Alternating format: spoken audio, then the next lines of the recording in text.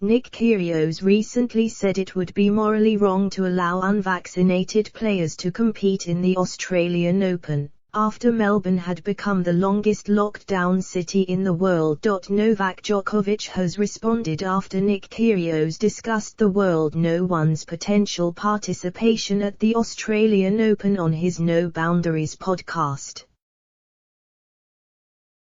Djokovic has been in doubt for the season-opening Grand Slam as government officials look to make full vaccination mandatory, while the 9-time champion does not want to disclose his vaccination status.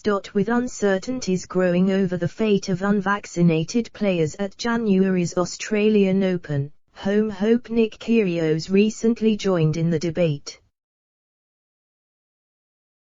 The 26-year-old recently started a podcast with two of his childhood friends, and discussed the prospect of unjabbed players coming to Melbourne for the first Grand Slam of 2022 during the second episode of No Boundaries. He hit headlines when he said he wanted the tournament to be cancelled next year, but later clarified his comments. "I don't think the US Open should go ahead. Just for the people in Melbourne you've got to send a message," he said on the GOAT episode, discussing next year's edition of the tournament.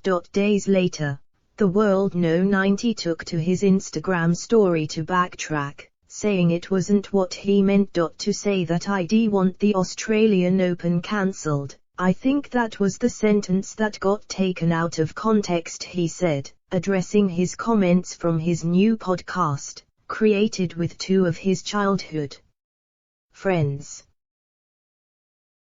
"It's more so for the people of Melbourne, who have gone through hell and back.